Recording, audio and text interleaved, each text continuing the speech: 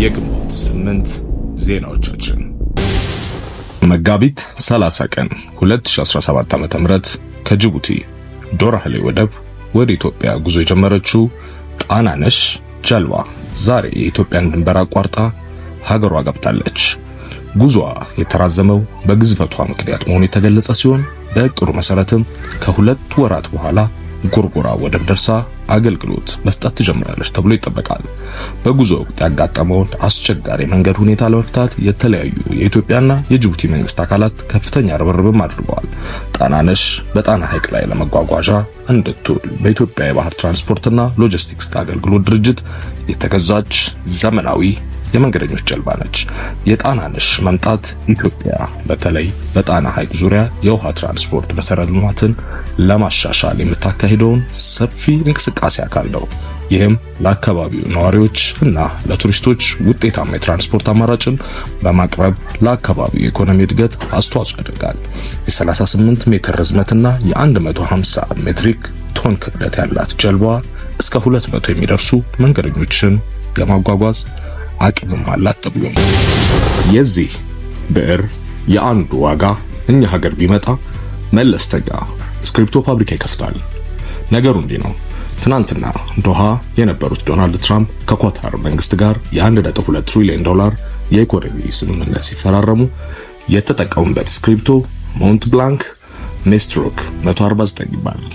ይህንን ቀለሙ ሲያልቅ እየተሞላ ለረጅም ዓመታት ማገልገል የሚችል ብዕር ወይም ስክሪፕቶ ያመረቱት ደግሞ ሁሉንም ነገር ጥንቅቅ አድርገው በመስራት የሚታወቁት ጀርመኖች ናቸው።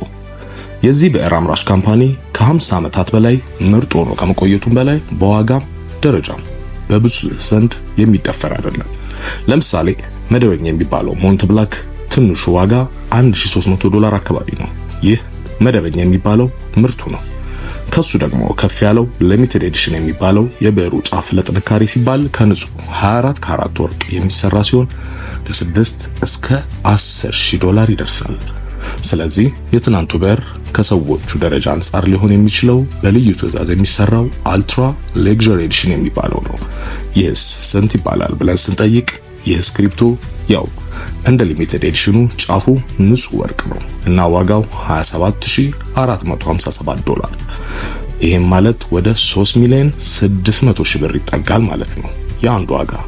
እንግዲህ በዚህ ብዕር ነው ታሪካዊ ያሉትን የትሪሊየን ዶላር ስምምነት የተፈራረሙት እና ልክ ስምምነቱ ሲያልቅ የኳታሩ ሼክ ታማም አልታኒ ይህንን ብዕር ለዶናልድ ትራምፕ በስጦታ መልክ ያበረከቱ ሲሆን ትራምፕም በስጦታ የተበረከተላቸውን ብዕር ከፍ አድርገው በኩራት ሲያሳዩም ታይቷል። የጊኒው ፕሬዝዳንት ማማዲ ዱምቡያ አዲስ የወጣውን የማዕድን መመሪያ ላልተከተሉ 50 የማዕድን ፍቃዶችን ሰርዘዋል። የውጭ ኩባንያዎች የሚያመርቱትን ማዕድን ማጣሪያ ፋብሪካዎችን ለመገንባት የሚያስችላቸው ፕሮፖዛል እስከ ግንቦት መጨረሻ ድረስ ማቅረብም አለባቸው ብለዋል።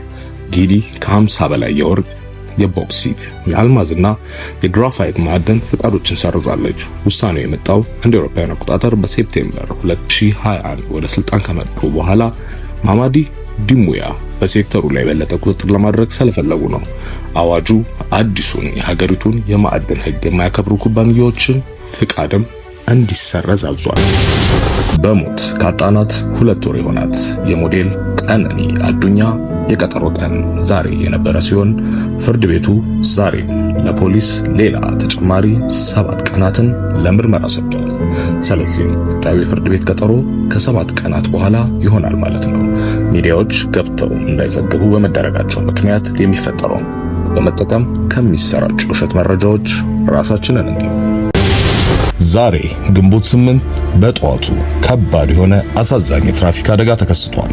መነሻውን ሐዋሳ ከተማ ያደረገ ሃይሩፍ የህዝብ ማመላለሻ መኪናና የድንጋይ ከሰል በመጫን ወላይታ ሶዶን በማቋረጥ ወደ አዲስ አበባ ሲጓዝ የነበረ ሲኖትራክ መኪና እርስ በራስ በመጋጨት እስካሁን ድረስ የ5 ሰዎች ህይወት አልፏል። እጅግ በጣም ከባድና አሳዛኝ ነው። በወቅታዊ የጤና አገልግሎት ዙሪያ ከጤና ሚኒስቴር የተሰጠ መግለጫ ግንቦት 7 2017 የጤና ሚኒስቴር ለማህበረሰባችን ጥራቱን የጠበቀና ፍትሃዊ የጤና አገልግሎትን ተደራሽ ለማድረግ የጤና ፖሊሲና ስትራቴጂ በመቅረጽ የህብረተሰቡን ባለቤትነት ባረጋገጠ መልኩ ስራዎችን በትኩረት እያከናወነ መሆኑ የአደባባይ ሀቅ ነው። ምክንያቱም መቼና በምንም ሁኔታ መቋረጥ ከሌለባቸው ማህበራዊ አገልግሎቶች አንዱ የጤና አገልግሎት በመሆኑ ስለዚህ ዛሬን ጨምሮ ባለፉት ቀናት በመላ ሀገራችን በሚገኙ የጤና ተቋማት እንደ ወትሮ ሁሉ መደበኛ የጤና አገልግሎቶች ለማህበረሰባችን ያለምንም መቆራረጥና መስተጓጎል እየተሰጡ ይገኛሉ።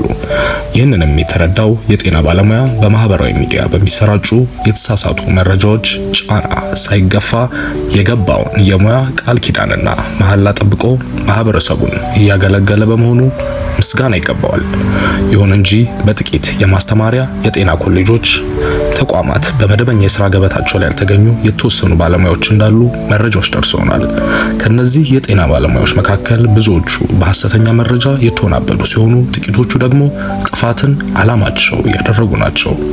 ድርጊቱ የራስን ቤተሰብ፣ ዘመድ፣ ወገንና መላው ማህበረሰብ ከመጉዳት ባለፈ ከሙያ ስነ ምግባር ከሰብአዊነት አኳያ ተቀባይነት የሌለውም ተግባር ነው። ከህግ አኳያም የጤና ሙያ የሥራ ማቆም አድማ ከማይደረግባቸው የሥራ ዘርፎች መካከል አንዱ መሆኑ በግልጽ ተደንግጓል።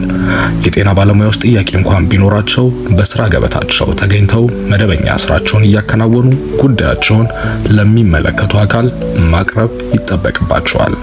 በመሆኑም እነዚህ የጤና ባለሙያዎች ወደ ሥራ ገበታቸው ተመልሰው ማህበረሰባቸውን እንዲያገለግሉ በየተቋማቸው ጥሪ ተደርጓል።